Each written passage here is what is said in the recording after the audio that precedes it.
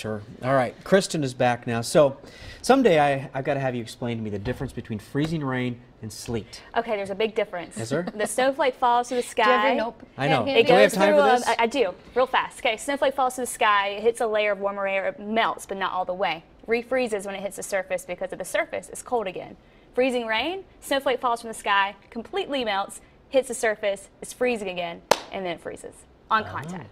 That's good. That's good. Yes. Boom. Yes. That There just you go. happened. All right, so She gets the claps from you. All right, we have to watch for freezing rain. Here's one of the areas that may see it, and you can see why. We have warm air moving in aloft. It's really hazy out that way. It's been very hazy where the snow has just been stuck on the ground, keeping the temperatures there a lot colder than they should be.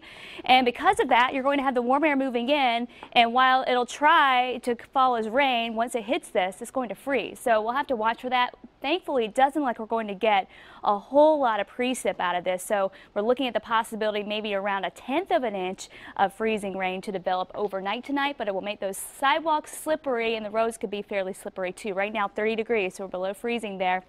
Winds coming in from the east-southeast at about 3. Another area that we're going to have to watch for this freezing rain, and that'll be Hood River. Here's a look from Full Sail Brewing, and you can see, look at that. The snow just cannot melt because temperatures have been stuck right around freezing for highs and well below freezing for lows. And so again, once this rain starts to push on in, we'll have to watch for that potential overnight there tonight. And then for Bend as well, places like Bend and Madras, all just east of the Cascades where we've still had the snow on the ground, we're going to have to watch for that warmer air to move in and for that rain to freeze on contact. So freezing rain advisories have been issued for areas just east of the Cascades, through the Gorge, the Columbia River Gorge, Hood River, the Dalles, down through Bend, and then on I-84 out towards Pendleton too. So all these areas, you've just been, many of you, hitting record lows morning after morning after morning and then struggling to get those temperatures up to the freezing mark in the afternoons. And so we have this warmer system moving in, and that's what's going to happen. You're going to have to watch for the freezing rain and maybe a little bit of sleet there too.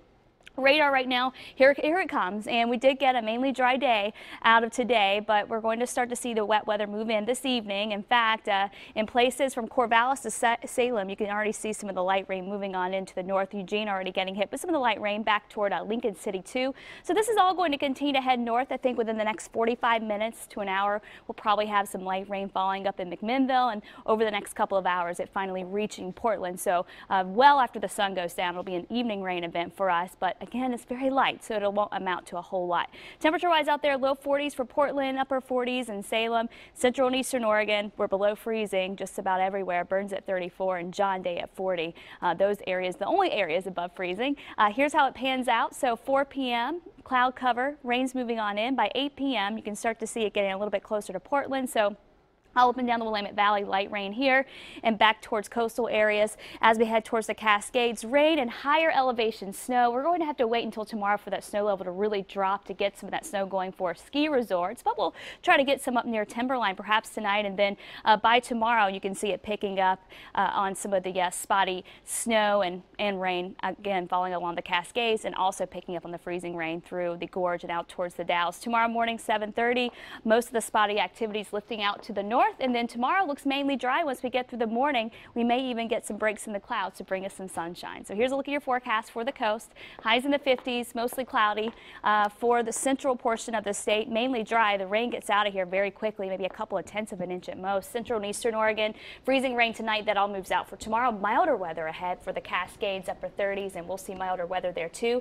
Looking ahead, the next system will bring in much wetter weather. That starts Friday, and it looks to stay fairly wet as we head towards the early part of next week, but not as cold at night, so at least it won't be as chilly. Right?